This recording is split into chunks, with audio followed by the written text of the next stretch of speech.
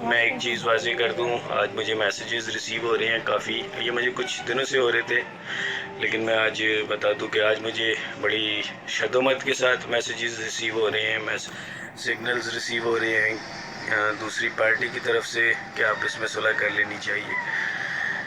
Secondly اس کے علاوہ جی مجھے واٹس ایپ کے اوپر جو پاکستان کی عوام ہے جنہوں نے میرے لیے بڑی بھرپور دعائیں کی ہیں،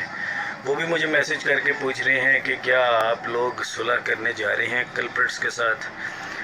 تو میں ایک چیز واضح کر دوں کہ صلح تو میں نے اس وقت بھی نہیں کی تھی، یا میں صلح کے موڈ میں تو اس وقت بھی نہیں تھا جب اس کیس کو لے کر میرے پاؤں کے نیچے زمین نہیں تھی۔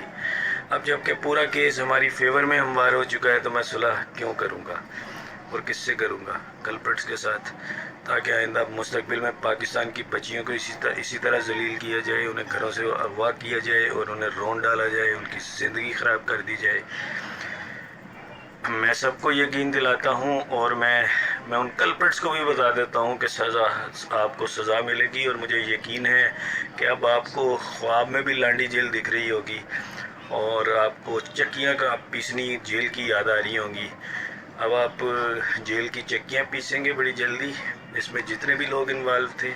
اس گینگ کو لے کر، اس میں جتنے کلپرٹس شامل تھے اور جنہوں نے اس میں پارٹ پلے کیا، چاہے وہ کوئی بھی پارٹ تھا، میں ایک دفعہ پھر بڑے واضح الفاظ سے بتا دوں کہ جنہوں نے بھی اس میں پارٹس پلے کیے، چاہے وہ کیسا بھی تھا پارٹ، وہ سب